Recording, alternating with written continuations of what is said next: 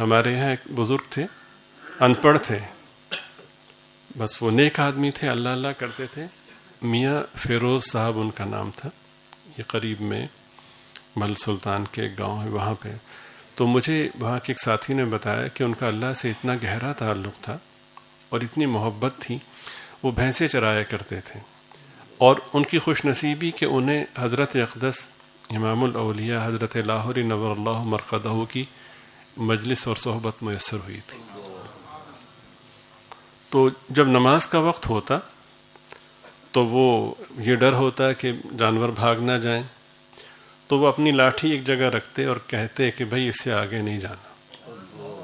پھر وہ نماز کی نیت باندھتے اور وہ سارے کے سارے جانور اسی جگہ رکے رہتے. من کان للہ کان اللہ لہ. کوئی ہو کے تو دیکھے ان کا، لیکن شرط یہ ہے کہ پہل بندہ کرے.